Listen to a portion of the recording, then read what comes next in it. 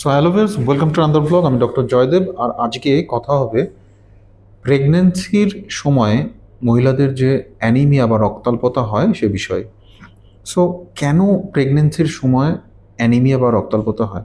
কারণ প্রেগনেন্সির সময়ে শরীরে আয়রন, ফলিক অ্যাসিড বা অন্যান্য রক্ত উৎপন্ন করতে সাহায্য করে যে সমস্ত এলিমেন্টস, তাদের ডিমান্ড বেড়ে যায়। সুতরাং যদি পর্যাপ্ত পরিমাণে এগুলির সাপ্লাই মেনটেন না থাকে তাহলে কিন্তু প্রেগন্যান্সির ক্ষেত্রে অ্যানিমিয়া ডেভেলপ করতে পারে। তো এখন প্রশ্ন হচ্ছে কি কি কারণে অ্যানিমিয়া হয়। খুব কমন একটি কারণ হলো আয়রন ডেফিসিয়েন্সি, অর্থাৎ শরীরে আয়রনের অভাব। যেহেতু প্রেগন্যান্সির সময় আয়রনের চাহিদা বেড়ে যায়, সুতরাং পর্যাপ্ত আয়রন দিতে না পারলে তখন সেখানে কিন্তু অ্যানিমিয়া ডেভেলপ করতে পারে। যদি কোনো ক্রনিক ব্লাড লস থাকে কারোর ক্ষেত্রে, ধরুন তার খাদ্যনালীতে হয়তো প্রতিনিয়ত সামান্য পরিমাণে ব্লাড লস হচ্ছে, এরপর চলে আসি পরবর্তী কারণে যার থেকে অ্যানিমিয়া ডেভেলপ করতে পারে। পরবর্তী কারণ হলো ভিটামিন বি 12 বা ফোলিক অ্যাসিডের ডেফিসিয়েন্সি। প্রেগনেন্সির ক্ষেত্রে ফোলিক অ্যাসিডেরও ডিমান্ড বেড়ে যায়, সাপ্লাই অ্যাডিকুয়েট না থাকলে তার থেকেও হতে পারে।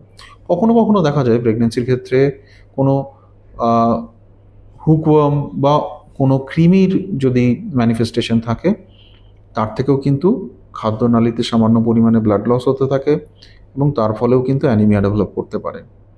প্রেগনেন্সির সময় হিমোলিটিক অ্যানিমিয়াও কিন্তু কখনো কখনো দেখা যায়। হিমোলিটিক অ্যানিমিয়া অর্থাৎ যখন শরীরের মধ্যে রক্ত ভেঙে যায়।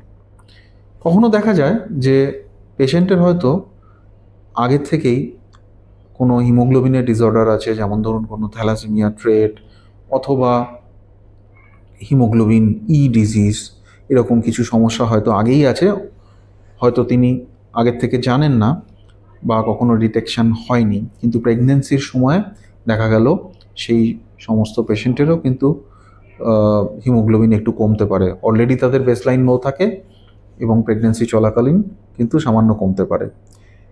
অন্য কোনো কারণে যদি শরীরের মধ্যে কোনো অ্যান্টিবডি তৈরি হয়, সেই অ্যান্টিবডি যদি লোহিত রক্তকণিকাকে অ্যাটাক করে তার থেকেও ভেঙে যেতে পারে, এবং সেই কন্ডিশনটি হলো অটোইমিউন হিমোলিটিক অ্যানিমিয়া। এছাড়া কিছু বোন ম্যারোর সমস্যাতে হিমোগ্লোবিন কমতে পারে, যেমন অ্যাপ্লাস্টিক অ্যানিমিয়ার মতো কন্ডিশন আছে, সেখানে কমতে পারে।